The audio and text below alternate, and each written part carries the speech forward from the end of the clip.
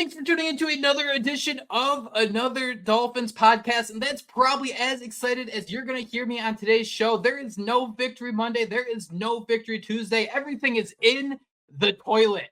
Today we are talking about 5 things we never knew we'd have to ask just 3 weeks into the NFL season as the Miami Dolphins are dissolving from a dream season into a nightmare.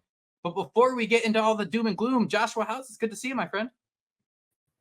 Yeah, man, good to see you. And we're going to come here and talk ourselves through this, right? We're going to sit here and say how it's going to get better, we think. But, dude, we never in a million years thought this where we'd be sitting at the first 3 weeks of the season. So not a happy day, but I am happy to see you.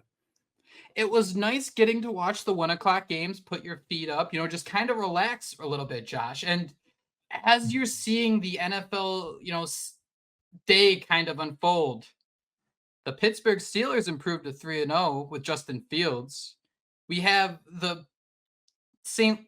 Louis Rams. Yeah, there we go. We have the Rams, the LA Rams winning with no wide receivers. And we have the Green Bay Packers, a complete organizational win with Malik Willis at the helm winning again. And Josh, in Miami, this franchise just continues to suffer organizational losses. They cannot win a game as a team, and it's very, very depressing.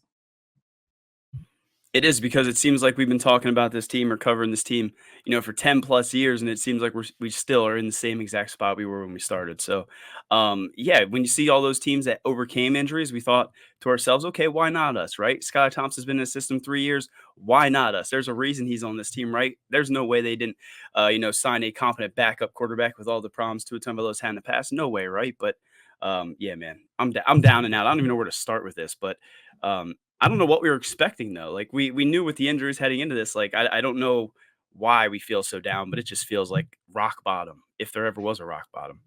The Dolphins looked absolutely helpless in a 24-3 loss. And I'll even say this, man, the Seahawks didn't look like this incredibly world-beating football team. We had Mookie Alexander on for Behind the Enemy Lines. I think it was for our Friday morning podcast. And he even said, man, he expected this game to be close. The Seahawks don't look like a complete football game, but when you just can't score a touchdown, you can't move the football, it's virtually impossible to do anything. And I think, Josh, where I want to begin is this idea of continuity. I think one of the biggest things we thought about this Dolphins team entering year 3 is they've been learning from their mistakes, or at least that was the impression we got. When you're a kid and you're growing up, you're in the kitchen cooking for the first time. What is hot? What is hot? So I touch this pan and it melts my hand. Oh, I'm not doing that again. That burned my hand. I know what hot is. I know right from wrong. Mike McDaniel and this offensive coaching staff, Butch Barry, we trust. We were under the impression that we've had 3 years of growth, 3 years of development. Even entering this game, Josh, against the Seattle Seahawks, the Miami Dolphins had 10 days to prepare. They had an extended break to say, all right, Skylar Thompson, you've been in the system for 3 years. Mike McDaniel's parading around the fact that, well, nobody's done more walkthroughs of our offensive system than him. Clearly, that means nothing, Josh. Clearly, that means absolutely nothing. This is a team that looked absolutely helpless. The continuity meant absolutely nothing. And I hate to compare the pinnacle to what the Miami Dolphins are dealing with. Andy Reid, the head coach of the Kansas City Chiefs, has a 27-4 record after a bye week. Andy Reid, when he has that extra time to prepare, is nearly unstoppable. Why does Mike McDaniel, why does this offense look like a complete disaster? I don't know. I wish I had an answer for you. I mean, I feel bad coming on here and belittling Skylar Thompson after some of those hits he took. I mean, he went out there and he had a Ryan Tannehill type performance where he was just getting his ass kicked nonstop behind the line. But let's be honest, man. We're all sitting there and we're like, okay, we respect you, Skylar, but we do not want to see you as a starting quarterback for the Dolphins. And I think that's just incompetence, right? That they went into this season. They said, okay, Mike White, you just go ahead. We're fine. We have Tua Tagovailoa. He was healthy for 1 year. We have Skylar Thompson, who we've been grooming. Mike White, you go away. We're fine at where we're at. And now we're sitting here starting Skylar Thompson and Tim Boyle in week 3 of a season where we came into it just thinking that, we were riding high, right? Everyone's talking shit on Twitter. We were at an all-time high on paper. We thought, our poop didn't stink. And through 3 weeks, man, it smells terrible, and it had to start with the quarterback position, and it has to start with Mike McDaniel as well, right? Skylar Thompson didn't play good. Tim Boyle, I thought he played better than I expected, but my expectations were super low. It's that meme like our expectations for you were low as F, but my goodness. But but other than that, I mean, I just felt like that position is doomed, and Mike McDaniel did them no good with his play calling. Mike McDaniel did him no good with his play calling. And Josh, I mean, it's one thing if the Dolphins lost this game. It is downright unacceptable how Skylar Thompson played. It is downright unacceptable that you've had him in your system for 3 years.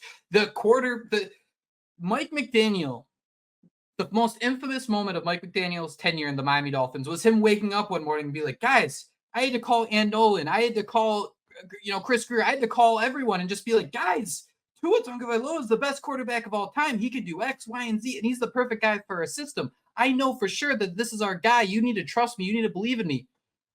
All that trust and belief is out the window, dude. The idea that he can evaluate quarterbacks. Skylar Thompson was in his third year in the system, and when you see teams like Green Bay, which I think is actually a pretty fair parallel to this Miami Dolphins rebuild. When you see teams like Green Bay trade for someone like Malik Willis, understand the way he plays, and tailor an offense that can be successful with him, that's awesome. Some stats for you. Dolphins first half. Offensive yards, 87. Penalty yards, 50.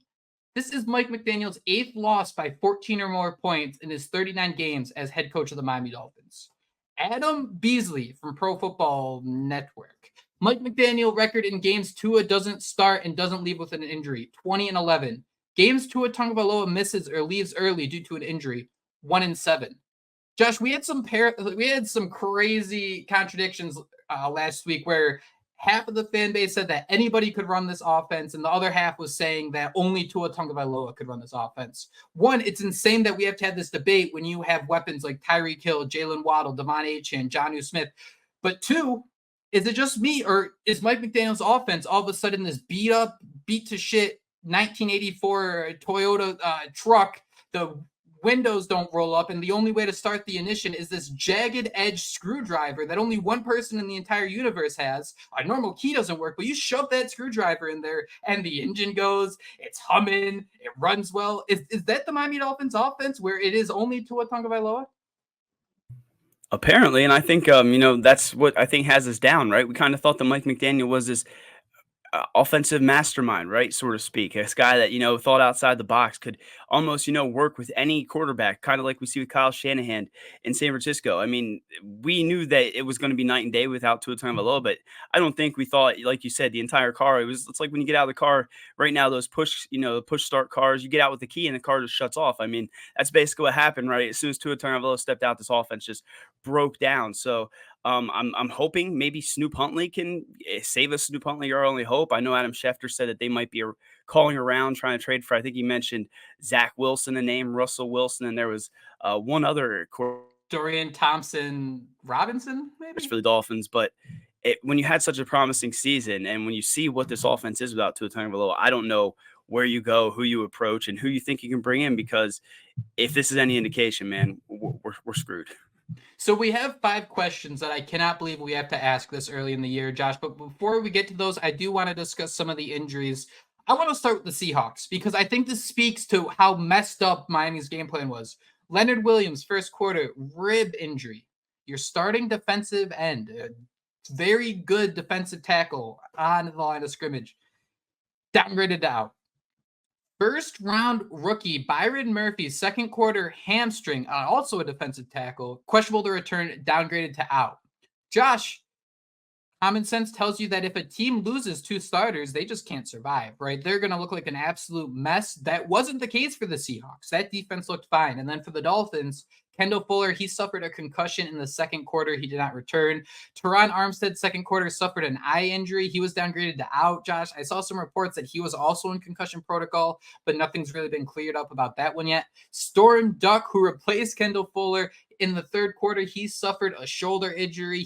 I don't think returned to the game. I think he was actually fallen on by Jalen Phillips on the play. He was hurt.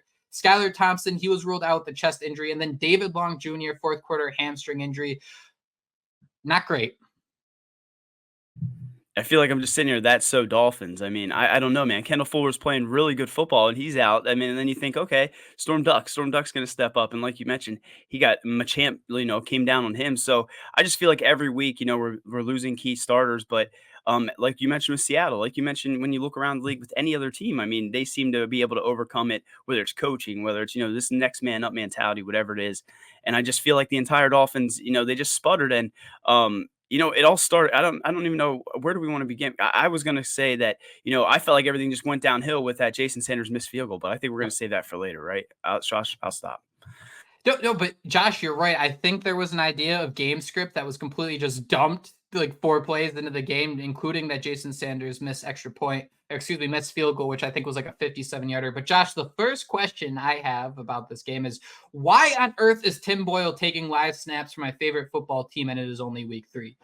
The Dolphins scored only 3 points today, and those 3 came on a drive that started from the Seattle 6-yard line. The Dolphins had the ball at the Seattle 6-yard line and the Seattle 4-yard line, and they scored a whopping 3 points.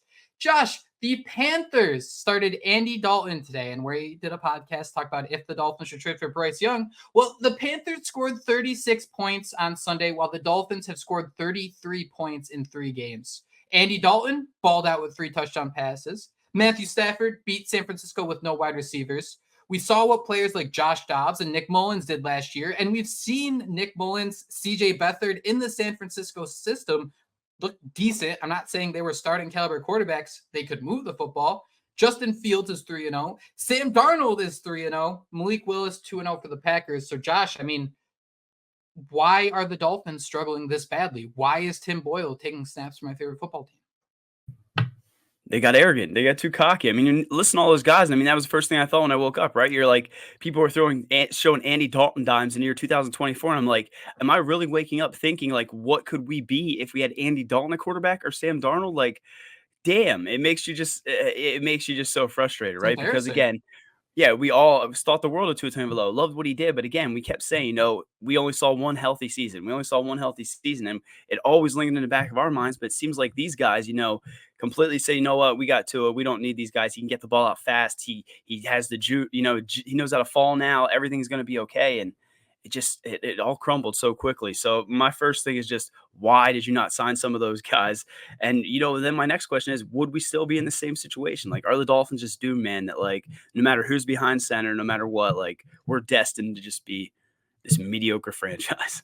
Like there's part of that, Josh, that's like, I mean, you're being a little too depressing. Like it's not that bad, but it's so head scratching to me that the Dolphins had so many penalty yards in the first half that this team looks so helpless. Where Skylar Thompson, Josh, was starting like the second drive, and Mike McDaniel was doing wind sprints up and down the sideline because every play he was going to call a timeout because that's how confused and unorganized this team looked.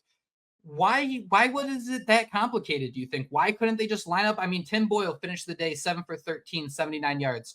Skylar Thompson was sacked 5 times. Tim Boyle was sacked once, 6 total times for this team on the day. But I mean, it did seem like there was a little bit of helplessness with Skylar Thompson, where why can't we just line up and play football?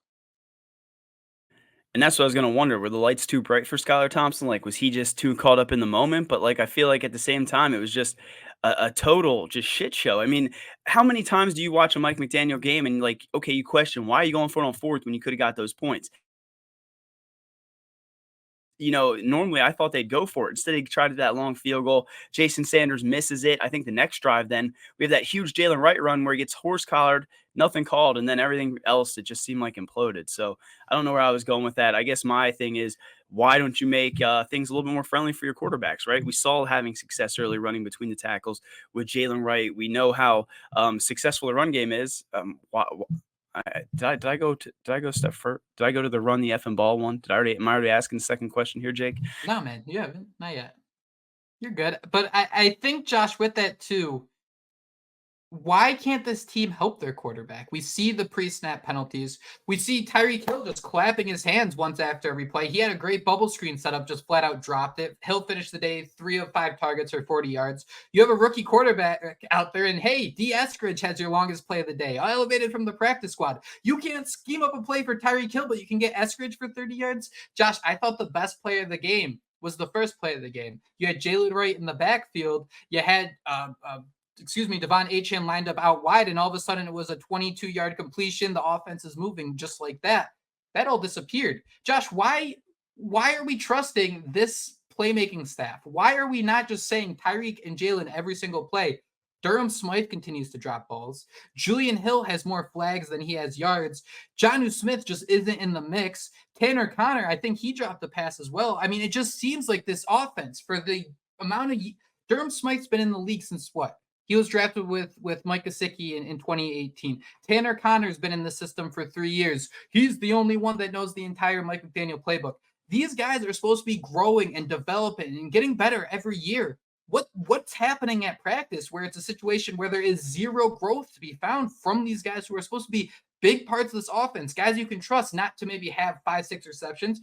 You're telling me that Durham Smythe couldn't bring in that ball in the back of the end zone to give Miami a chance? It was 17-3, a perfect, behind the defense, back of the end zone, and he just kind of whiffs on it. I mean, those are the things that are just unacceptable in year 3 when you have this continuity, when you have this growth of the same system and these same guys being there year after year, gaining confidence and getting better. It's just not there, and it's just so damn demoralizing.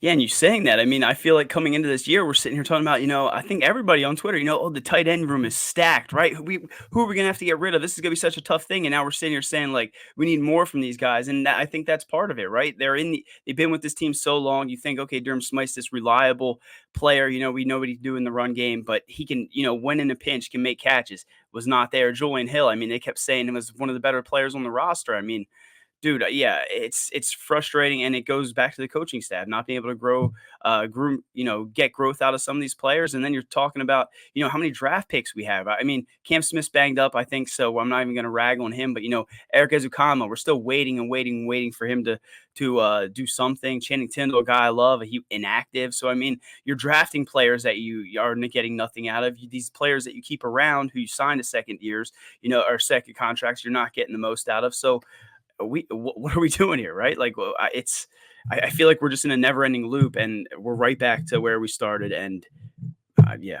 we're down, man. One of the craziest stories when the Miami Dolphins hired Mike McDaniel was the idea that Kyle Shanahan's been hiding him on the roster, his coaching staff, for years as the run game coordinator. So, Josh, I'm just going to open the floor to you. Why can't a former run game coordinator, for the life of him, run the football? I mean, I don't want to be ignorant, but is he just over? Is he? Well, I was just gonna say, is he just overthinking? I mean, I'm not gonna go crazy, but is he just overthinking it? Like, is he just trying to outsmart the opposing team? Okay, we have this rookie quarterback. You think, or no, he's sorry, not a rookie quarterback, but he feels like a rookie quarterback at times. We have Skylar Thompson out there, a young guy. I think even they even said if you keep the ball in his hands and make him, hold on to it, good things will happen. Seattle said so. You have this player who you should rely on the run game. Allow things to settle down for him, and you're just dropping him back to pass with not even your best weapons out there, like you said, Jake. I mean, why are Tyreek Hill and Jalen Waddle not out there? Are they banged up? Are we trying to put them on reserve because we know, we might need them later down the road? That is a question I do not know, but it's just so frustrating, and I don't know where I'm going here. So Skylar Thompson at 27 years old is older than the average NFL player. The average NFL player is 26-year-old, and Skylar Thompson looked like that was supposed to be part of the benefit of the Skylar Thompson experience. He was a longtime starter in college. And Josh, what was the best part about Skylar Thompson's game that he brought to the Miami Dolphins? You're talking about the running ability? So, you would think that's what I wanted to see. Yeah. But instead, Josh, it just seemed like whenever Skylar Thompson got out of the pocket, this dude looked horrified. Here's a stat for you. Skylar Thompson didn't run the ball once.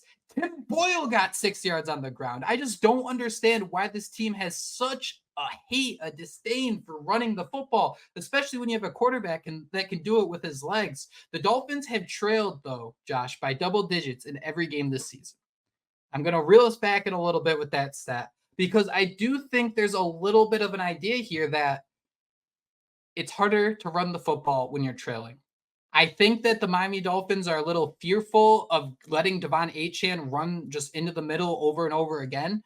Do you think this unit would look a little different with someone like Raheem Mostert in the mix, like healthy and just somebody you could rely on for 15 carries a game?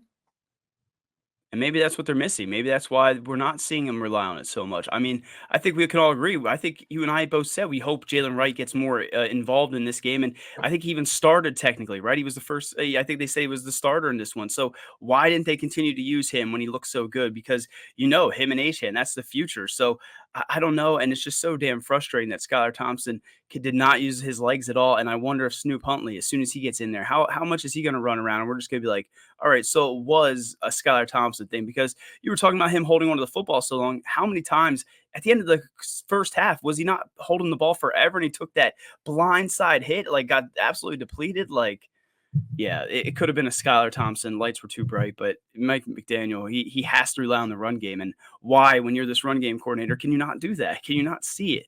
I don't get it. 32 pass attempts compared to 18 carries between Skylar Thompson and Tim Boyle. The Dolphins ran 28 plays in the first half. 20 of them were designed passing plays. And Josh, I think that Raheem Mostert would be that stabilizing presence, but Jalen Wright, 2 carries for 17 yards, then where'd he go? Well, one thing I did want to get your thoughts on, I wonder if a situation with him, he got tackled pretty roughly along the sideline. The Dolphins and Seahawks, I think, combined for 22 penalties, but those refs, dude, were absolutely unbearable.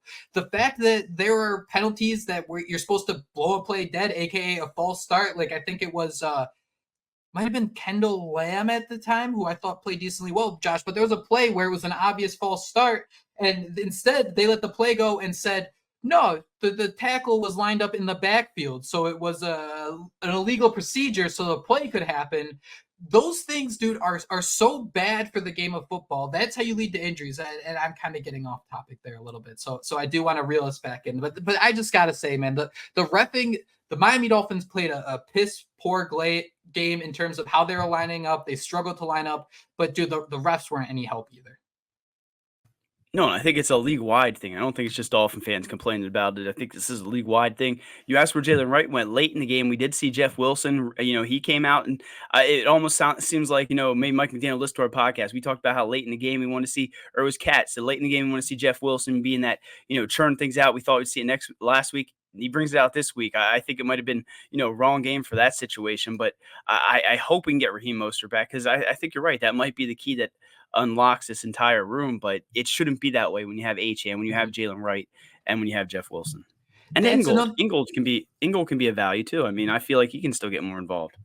That's another thing, dude. Like this is supposed to be Mike McDaniel's baby. This room is supposed to be like pure gold. The idea of Miami's running back room is supposed to be that you have Tyreek Hill and you have Jalen Waddle, but we clearly see the issues behind them on the depth chart. The inability to use Jalen Wright. Jeff Wilson, 3 carries for 14 yards. Jalen Wright, 2 carries for 17 yards. They were running decently well. I'm not saying that they can maintain that average throughout, but it's just insane to me that they just went away from it. It's insane to me that you invested a future 4th-round pick in order to draft Jalen Wright for future 3rd-round pick, to draft Jalen Wright in the 4th round this year. To not use those players, even though it's early in the year, is just so insane to me. To leave your 7th-round quarterback out there, to leave Tim Boyle out there just looking so helpless, I just don't understand why you invest this, draft capital if you're not going to use these players. Jalen Wright, man, for all things considered, has looked pretty well. It's mind-boggling to me. A couple more Devon Achan stats here for you, Josh. He had 11 carries for 30 yards. That includes a long of 13. Achan has 17 catches through 3 games, the most by a Dolphins running back since 1970. He also leads the NFL in receiving yards by a running back with 173. Man, Achan's incredible, but he cannot be this entire offense because he's a little dude. You got to protect these guys. He looks incredible. They need more answers. This is insane to me. And I think that's what's so frustrating because, I mean, we can all sit here and say Devon Achan is an absolute stud. He's an animal. He's one of our, honestly, most dynamic playmakers, but we can all see that you should not be running him as much as they are. And when you have Jalen Wright running right, right up, like you said, 2 carries, 17 yards, he looked explosive as hell. And then he got horse collar tackled and he just turned like we didn't see him again. So maybe he's banged up. Maybe they were reserving him a little bit there, but I don't think it's sustainable to keep using Devon Achan that much in the run game. But I think we all kind of foresaw him being that 3rd target in the passing game. Again, I just don't know if that's exactly what you want, to take this offense to the next level is your, running back being your 3rd in targets. That's one thing I think is a little funny, Josh, and I don't like to go too far down these paths, but I mean that's been a like I kills me the people on Dolphins Twitter are like, man, I called it. Devon Achan being a receiver, nobody saw. It's been such an obvious area of development for this Miami Dolphins offense, but it won't mean anything if they are unable to run the football. So, Josh, I want to ask you: 32 pass attempts to 18 carries against the Seattle Seahawks. Are we good? Are things going to look any different? This isn't like a one game trend for the Dolphins either. They love to throw the football. You understand there are opportunities out there when you have guys like Jalen Waddle and Tyreek Hill. But I think the biggest fear that I have as a Dolphins fan is Mike McDaniel hasn't learned from any of his mistakes yet. Yeah, and we keep thinking it's going to, and we keep saying, it's naive. He's going to get it with experience, but it's just not happening. So I was going to joke, and I'm going to say he's going to have it like exactly identical, like the exact same amount of run and pass plays. But we're playing the Tennessee Titans, and we got to admit, the Seattle Seahawks, we were playing from behind, so obviously I got to pass the ball. But you mentioned it was that first half when it was just so lopsided when it didn't seem like it needed to be. So I think he'll try to even things out, but Tennessee Titans, man, those games are always wonky. So we'll probably go out there and throw Snoop Huntley 40 times. He'll know 20 plays, and he'll be dropping back to pass 50 times like Caleb Williams. Some stats to close it off on: Miami has trailed by double-digit points for 65.3% of their offensive plays. So far, the highest rate in the league. 32% of Miami running back runs have failed to gain yardage, the highest rate in the league so far. Josh, I do think Mike McDaniel is onto something. The idea of, we talked about this a little bit with Kat, like the idea of on that first drive, coming out quick, getting that first big play where you can take a lead. I think that's so important for this Miami Dolphins running game. But Jesus, man, it's just, you gotta be able to not lose focus through the forest. I just feel like McDaniel on the sideline just gets so damn lost after two drives, and it's opened up the conversations. And we'll end it here with the idea of, do you feel that McDaniel's in a spot where he should consider giving up the play calling so he can have a better idea of what's happening on the field, so the offense doesn't look entirely lost for 3+ quarters? Yeah, we're the couch quarterbacks or whatever the hell, like armchair quarterbacks, whatever they call them. But Yeah. I think we kind of hinted at it, but there's no substance to say, this is going to change all of our problems. But when we're looking at it from an outsider's perspective, right? Frank Smith, we've already heard, he was getting some coaching, head coaching candidate, job openings and things like that. He was going to take some interviews, so maybe he wants to prove that he can be a play caller, and it also allows him to take a step back and to be more of a head coach, because like we saw Flores, like we're now kind of seeing with Mike McDaniel, it might be their Achilles heel and could be what ultimately, screws the pooch. So I would definitely consider it, but maybe that's something that you wait till the bye to truly transition. When is this team going to put their foot down, Josh, and say enough is enough? We heard the idea going into the Buffalo Bills game that we're sick and tired of the Buffalo Bills being our big brother. We're going to put our foot down. We're going to stand up and actually put our chest out and believe in something. Miami has failed to do that, Josh. And I'm just curious, how many more penalties do you think this team can stomach? You consider Julian Hill had 2 penalties alone. The Dolphins had, and him alone, 6 penalties for 40 yards through 3 games.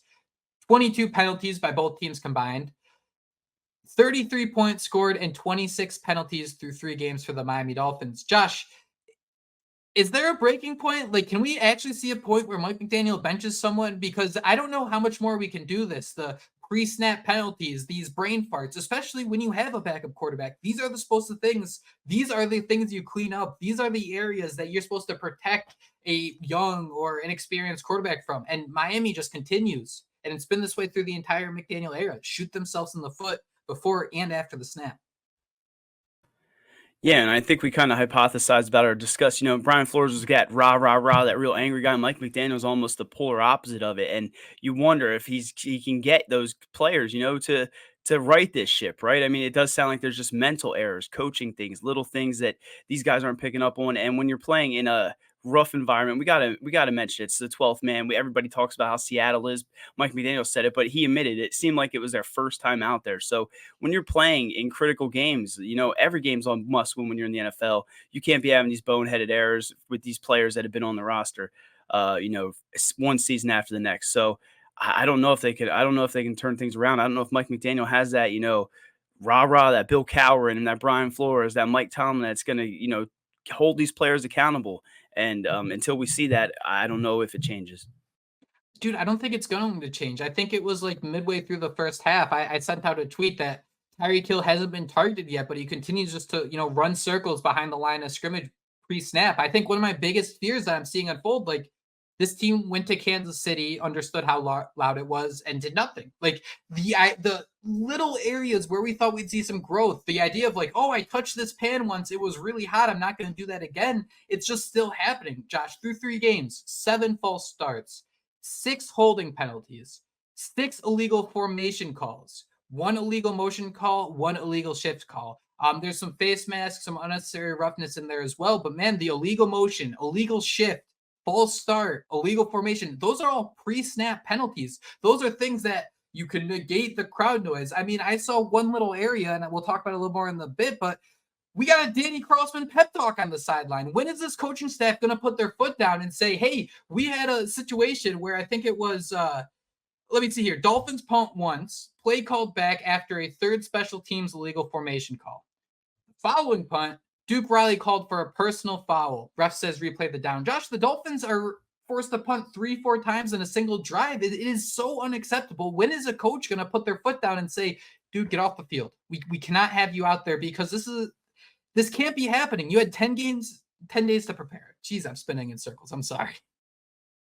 Don't be sorry. I think we're all just frustrated. I don't even know. Like my brain's not even working. Like we waited all these months, 9 months, for this team to play football, and in 3 weeks, it just seems like the entire thing. When are they gonna stop shooting themselves in the foot? When are they gonna stop?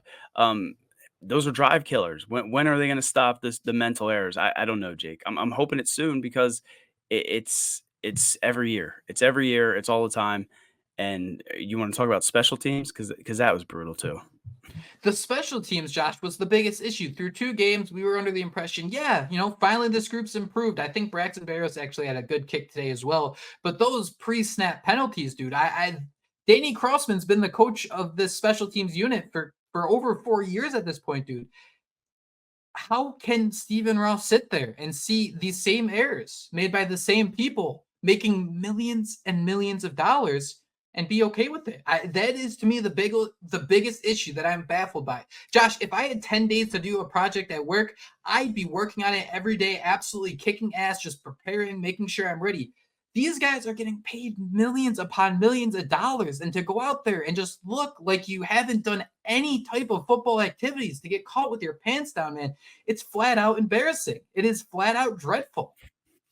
Did you do that on purpose? The pants down because of Barrios, his butt down? Because they called his pants down.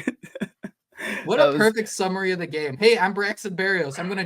Why was Tim Boyle throwing the ball to Braxton Berrios on 4th and short? Why is that the best play the offensive genius Mike McDaniel could come up with? And was it Wingfield that posted like his average separation? It was like less than oh man, I don't even think you can measure it. That's how little separation he got. And isn't that what's so frustrating though? And it's not even just Danny Crossman. It's almost the entire trickle down effect. And we'll probably talk about it as the year goes on. But whether it's Chris Greer, whether it's Danny Crossman, whether it's I'm sure there's other ones. It never seems like there's a full rebuild or whatever. It feels like we always are leaving Danny Crossman behind with this coaching staff. Josh Boyer stayed behind, for this coaching staff. So at some point they just need to, drop the nuke, blow the entire thing up. But I don't think we're quite there yet because I do have to remind us, man, it just feels like it was literally just yesterday when we came on here talking about how great this season was going to be and how everything was going to be different. And I keep telling myself it's a long season and oh man, I don't know, man. I'm down. I'm down bad. I'm trying to talk myself back into it, knowing that no, we aren't there yet, Josh. But that Brian Flores 2021 season, what they begin the year 1-8 and they ended the year 9-8. I think it was actually like a week 1 win against the Patriots too. So start the year. Doesn't always happen to the head coaches after they sign an extension too. Like I think Sperano got canned after that. I feel like maybe Philbin. I feel like it always happens. Like I don't know, man. It's just oh man. I do want to try to pull this a little positive. So before I do that, though, I just want to run through the questions we asked so far. Why is Tim Boyle taking live snaps from my favorite football team in week 3? Can someone please tell the run game coordinator to run the bleeping football? Number 3, how many more penalties can this team stomach before someone puts their foot down? 4, is special teams already bad again? And when you have Danny Crossman giving pep talks on the sideline, I think the obvious answer is yes. Josh, can this defense carry this team maybe to a 17-10 win before it's too late? Let's talk about the upcoming 3 quarterbacks. The 3 games that Tua Tagovailoa is guaranteed to miss: Will Levis, Jacoby Brissett, Anthony Richardson. We had Sealer Island appear. We had Cater Kohu pull down an interception. Josh, can this defense maybe pull it off? Help this team win maybe a 17-10 game before it's too late? Maybe just one game where the offense is brutal, but the defense is just partying for 60 straight minutes. We had a lot of those with Flores when he was around, right? So can we have a Right. Brian Flores game before it's too late's the real key here, but I think we can. I feel like we saw a little bit of a hint of it. Zach Sealer Island, he is playing like an absolute animal, right? You see, we hate that Christian Wilkins left, but you can see why Zach Sealer is that guy. Cater Kohu, like you mentioned, to pick. Jalen Ramsey, when he was on DK Metcalf, pretty much erased him throughout the entire game. So I like what I continue to see from this defense, and I don't know if it's going to happen before it's too late, but it has to happen, right? That's what we need when you have a Snoop Huntley. No offense, Snoop Huntley, with the 20 plays or whatever it is, Snoop Huntley or Tim Boyle, or we're not going to see Skylar Thompson. But when you have them at quarterback, those are what you need, that defense to step up. And with all those players, some have been paid, some want to get paid. It's time to step up. And Anthony Weaver too, right? He had some head coaching. He had, why can't I say the right thing? Some interviews for head coaching openings, and he wants to prove that he's the next man up. So everyone needs to get on board. We're gonna get Bradley Chubb back sooner than later. I hope they can do that. But then we see Andrew Van Ginkel, like what, top 20 edge in Pro Football Focus, and I don't know where I'm going, man. Painville again. Calais Campbell looking good for 37 years old. He's fit right into the system like a glove. I think he batted the ball that Zach Sealer intercepted. One player, man, I'm getting a little queasy about, and I think they've been responsible for a couple big plays here. He left the game with an injury, but dude, I'm stuck on the Vic Fangio quote where he said that to be a linebacker, you can't just be tough or like want to be hard-nosed tough guy. Dude, David Long Jr., I think he's one guy who I think really needs to step it up. He struggled, I think, in coverage. He's filled in the wrong gaps a couple of times in the run game. I think Jordan Brooks has been solid. I think there's still a little bit left to be desired. But, man, David Long is one player, and I'll even say Cater Kohu, too, are 2 players who I think have been kind of picked on a little bit through 3 games.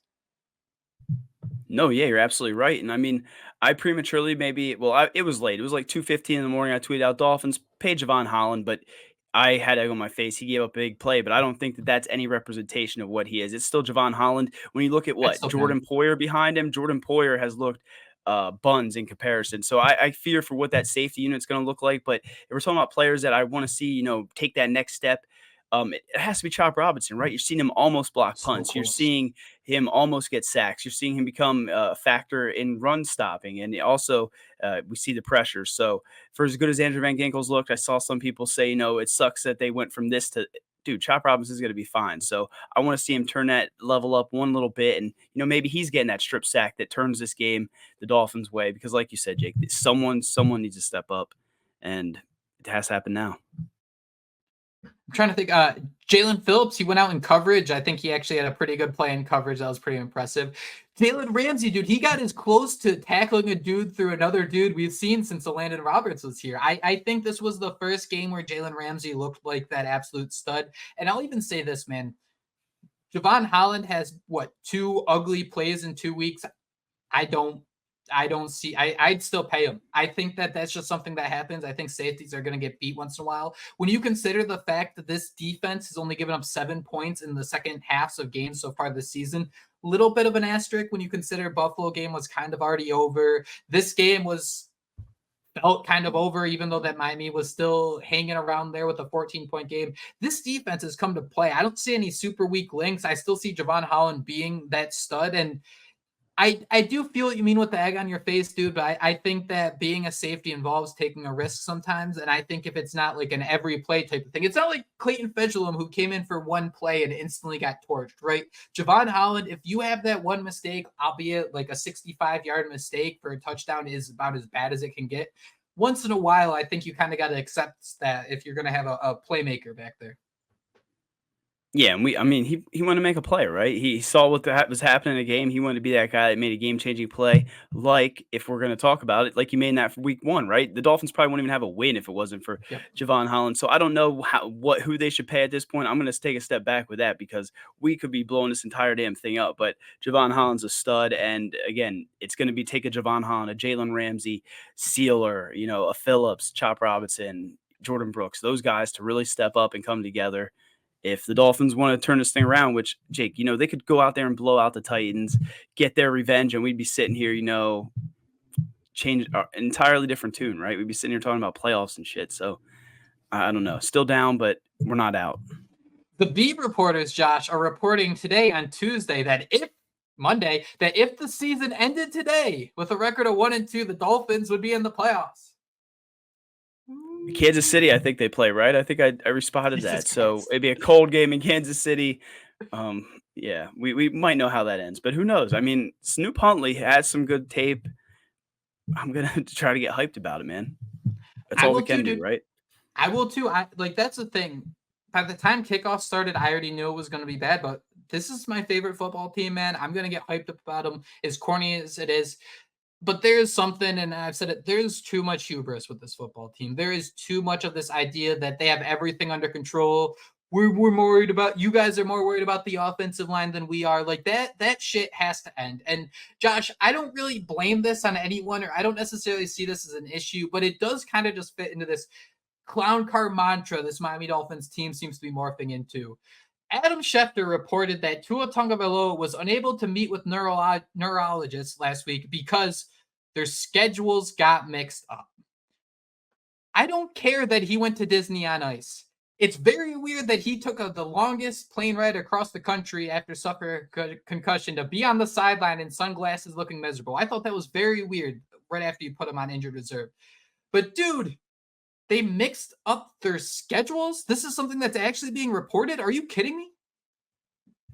Yeah, and you can only laugh. It has to be so Dolphins. And you mentioned too, he absolutely looked like the Unabomber on the sidelines. Like he just wanted to get the hell out of there with his bright Devon Achane random chain. So yeah, we all make jokes about the Disney on Ice thing. I mean, I think it's kind of funny. I don't think it's that serious. But when you hear that his meetings with the neurologist got mixed up, and this is an important situation. Yeah, millions.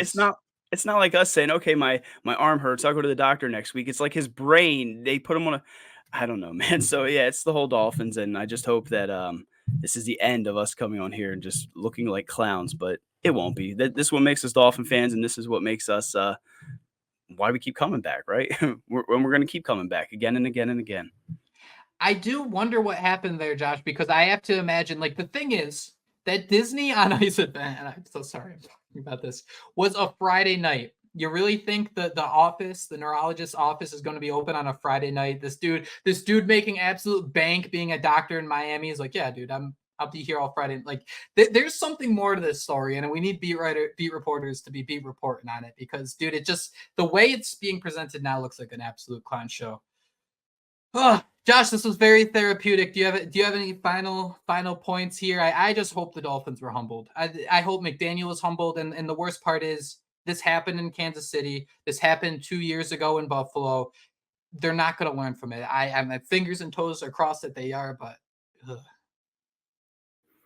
I don't know, man. I don't know how many times I come on here and just at one point you told me, this could happen with Flores, and then now it seems like this is again happening with McDaniel, and I'm just sitting here wondering when is it going to end? But we love this team, and whatever the next step is, ready or not, here we come. I guess that's all I got. Beautifully said, dude. That was beautifully said. Thank you all so much for listening to Another Dolphins podcast. Before we wrap up here, if you're liking what you're listening to, please hit that subscribe button. You can find the show iTunes, Spotify. You want to hang out with our beautiful faces? Check out Joshua's Hair 560 WQAM YouTube channel. We post all our shows there. On top of that, we have 2 flagship shows throughout the week. We try to do one Monday, Tuesday, depending on how the game goes. And then we have Kat to preview the upcoming game every week. Kat did an incredible job, so make sure you're hitting those podcasts. We try to post those Friday afternoon. I know nobody really wants to listen to a podcast on a beautiful Saturday, but with the temperature getting cold, we want to give you guys a little something there on the weekends, and you definitely won't be disappointed. Every day we try to give you guys some sort of podcast. We have a fun guest lined up for our Wednesday morning show, so stay tuned for that. But that is all the time we have today. Thank you so much for listening. We will be back to hopefully have some positive news about the Miami Dolphins. But until then, fins up. Fins up. Fins up.